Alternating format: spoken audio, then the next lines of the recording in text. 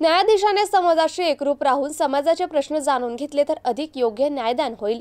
त्यासाठी न्यायाधीशाने समाजाशी एकरूप असावं, अलिप्त राहू नये, असं प्रतिपादन सर्वोच्च न्यायालयाचे सरन्यायाधीश भूषण गवई यांनी आज केलंय।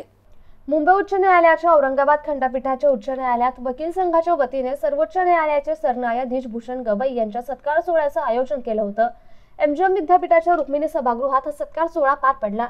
सोहळ्याच्या अध्यक्षस्थानी सर्वोच्च न्यायालयाचे न्यायमूर्ती सूर्यकांत, न्यायमूर्ती दीपांकर दत्ता, न्यायमूर्ती प्रसन्न बी वराळे, न्यायमूर्ती एस तांतुरकर, मुंबई उच्च न्यायालयाचे न्यायमूर्ती रवींद्र घुगे, न्यायाधीश नितीन सांभरे, न्यायाधीश व्ही कंकनवाडी, भारताचे महाअधिवक्ता अनिल सिंग, राज्याचे अभियोक्ता अमरजीत सिंग गिरासे, उच्च न्यायालय प्रबंधक एस अडकर, विमलनाथ तिवारी, विधी आणि न्याय विभागाचे सहसचिव एस पल्लोड, विलास गायकवाड, तसेच विभागीय आयुक्त जितेंद्र पापळकर, जिल्हाधिकारी दिलीप स्वामी, छत्रपती संभाजीनगर परिक्षेत्राचे विशेष पोलीस महानिरीक्षक वीरेंद्र मिश्र, पोलीस आयुक्त प्रवीण पवार, महाराष्ट्र गोवा बार काउन्सिलचे अध्यक्ष विठ्ठल कोंडे देशमुख आदी मान्यवर, तसेच सरन्यायाधीश गवई यांच्या मातोश्री कमल गवई, सुविद्या पत्नी तेजस्विनी गवई यांची यावेळी उपस्थिती होती।